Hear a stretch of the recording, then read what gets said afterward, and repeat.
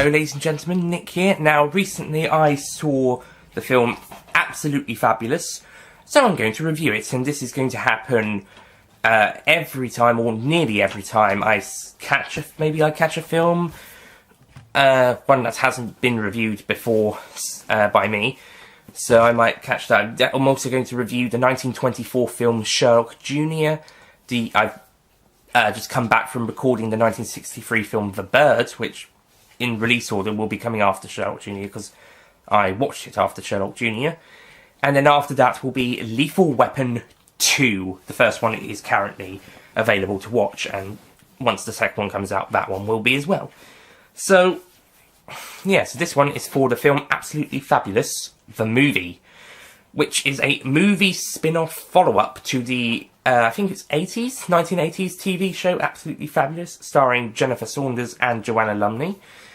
And basically the film is pretty much... I haven't really seen the show, but I think this film is pretty much the same, but set in 2016. And also, I think my mum said... my mum used to watch the show, and she said the film was sillier, but not as funny as the show, and also not as politically correct. For example, they got away with murder in the original show. In this film, they nearly do not get away with a potentially manslaughter. So the plot sees Adina and Pasty from the original show continue their lives as fashion PRs and show-offs, basically. Rich, fashion-loving show-offs. Snobby and snobs as well. But at a party, I think it's about half an hour in to the film, so that's basically a third through the film, I think. So they Adina accidentally knocks supermodel Kate Moss into the River Thames. So Adina is now public enemy number one, and, well, publicly hated, and most hated person in the country, for potentially killing Kate Moss. And so she and Pasty, they try out to experiment with their PR, their assistant Bubbles, see if they will float. But Bubbles goes into the Thames as well. So in order to escape the law, in a way, and also all the people at home and being hated, they run off to the French Riviera with Adina's adopted granddaughter. Oh boy, her daughter will not be happy about that. So, in the French Riviera, they're trying to find a way to get themselves rich, but people are now coming after them now because they've run off and they've taken the granddaughter with them. And by the way, they pretty much leave her with the hotel cleaning staff at a bit once they've got what they wanted. And it's only really Emma Bunton, I think it is, who finds her. Oh yeah, there's a lot of cameos in this film. It's pretty much Zoolander, but British. Yeah, I don't know if the show has so many cameos, but there's a lot of big names, either as characters, like Robert Webb is the daughter's boyfriend, and you've got so many cameos. Kate Moss is an important character in the film because she's supposedly drowned. You've got Lulu and Emma Bunton as main characters. Quite a few other cameos at the supermodel thing. Yeah, there's quite a few noticeable people. Mark Gatiss makes an appearance earlier in the film as the guy who doesn't like the book. Graham Norton makes a cameo in that scene as well. That's more. I think it's mostly British cameos, but you get some other noticeable people in the film. And also, the comedy isn't terribly hilarious. It gets better as the film goes along, but it's just I don't know. I don't know if it's me, but I don't really find fashion stuff that amazingly funny.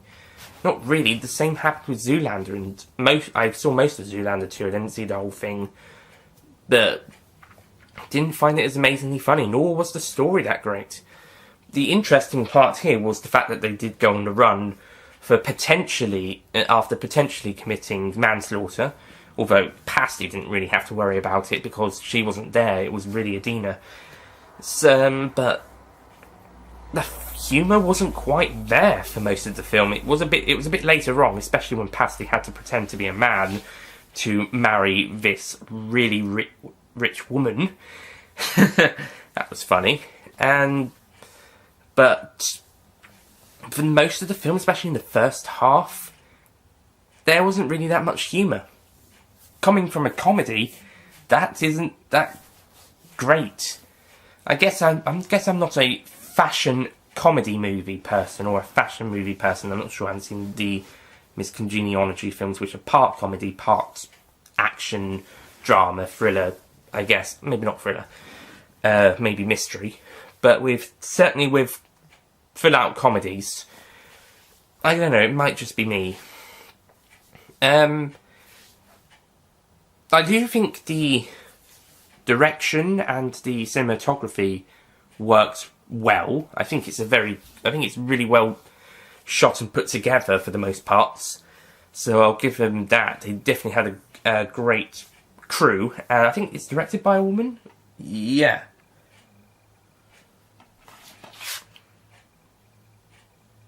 I think it is a woman. Sometimes film text on the back are so squished together you can barely read them. And if it's on a very dark background on a DVD, Blu-ray or poster cover, back cover of a DVD, Blu-ray or a dark coloured poster, it's in black or very dark grey, it can be very difficult to read. That's just something to point out for movies in general, and also sometimes television.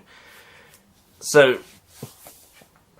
yeah, overall, it looks really good. I'll give it that. It looks really good. But story-wise, it's not quite as engaging nor as funny, at least for the first hour, or most of the first hour, and then it gets a bit better on. Really, there wasn't really that much stuff going on until the final half hour. And it's not even that long of a film, it's just under an hour and a half. And most of the interesting stuff happens in the last half hour, and then I think the ending is a little bit rushed, to be honest. As everything is okay, and things go alright for everybody, but it's kind of, events are played quickly, like they're trying to end the film quickly. So, yeah, the ending is pretty much, and this is, by the way, this is going to be a common thing within the next, with this review and in the next two reviews. I'm going to be talking about the endings of this film, if I remember to do it for Sherlock Jr., but I definitely talk about the ending of The Birds. I probably will for Lethal Weapon 2, however, that one will be in a more positive light to the other three films' endings.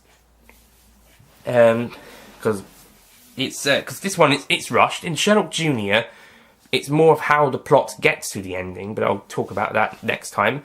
And in The Birds, with The Birds, as I mentioned, or will mention in your case, in that review, it just stops, and I don't know what happens next. I want to know what happens next with that one, but it just stops. So I've got different problems for these three movie endings. And then with Lethal Weapon 2, it's a positive response to that ending, because the ending was good for that one.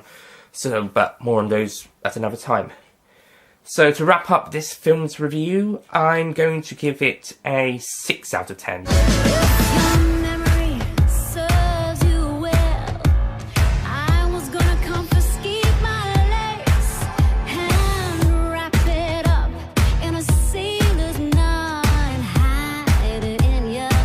I think people who liked the TV show will probably like this film. Maybe not as much, but they probably will like it. My mum said that, as I mentioned earlier, it was not as silly as the show, but not as funny either. So it's kind of a double-edged sword. It's going to be either one or the other, and it'll be your taste. And for those who haven't seen the show, like me, It may not necessarily be up your street, but it's worth checking out just in case. It's worth having a look. It's not very long. However, I do think it does drag for the most parts in some bits, especially the first half hour. But once they decide to run off to the South French Riviera, south of France, then that's where I think it gets a bit better. And that's where more interesting and funnier stuff happens.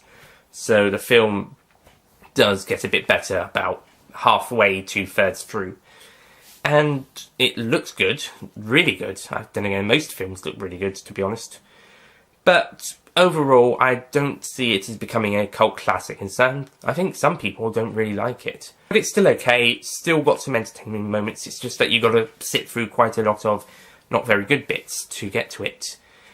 And spoiler alert, Kate Moss doesn't actually die. To be honest, I actually thought it was part of a conspiracy that Kate Moss had disappeared so they could discredit Edna or Adina, or something along those lines. Maybe it was some enemies of her post. Not necessarily having Lulu or Emma Bunton or someone involved, but definitely some people who weren't fans of Adina. Turns out I was wrong. There is no conspiracy. It just turns out that Kate Moss isn't very good at swimming. Well, it takes her about 5 days or something to float downstream to somewhere further downstream on the river, or in France, or somewhere. I don't know where she and Bubbles ended up, but basically she and Bubbles just ended up on some sort of bank, and they just, in Bubbles' case, she made it to the south of France. I think Bubbles got to the bank before Kate did, I'm not sure, so again, making Kate even slower than Bubbles. I'm sorry for the noise outside. So, yeah, that's absolutely fabulous. The movie. It wasn't absolutely fabulous, but it was alright. It's passable. Some people will probably enjoy it. I thought it was better towards the last half, slash third. So, that's it from my review of Absolutely Fabulous, the movie. Thank you for watching. Now, next time I shall see you for Sherlock Jr., the 1924 Buster Keaton silent film. I'll see you guys next time. Goodbye. Wheels on fire, rolling down the road. There's no define my next of kin. This will shall explode.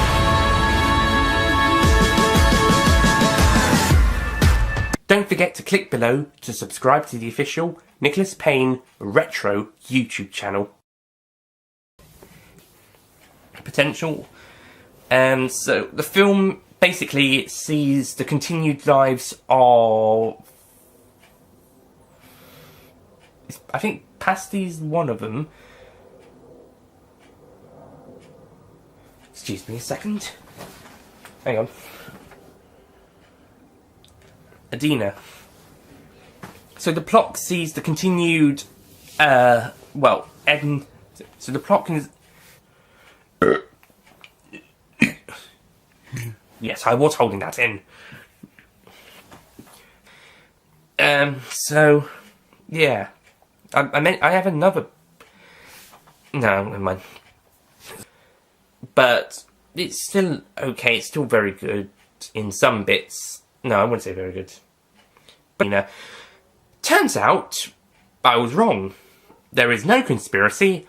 It's just that Kate Smith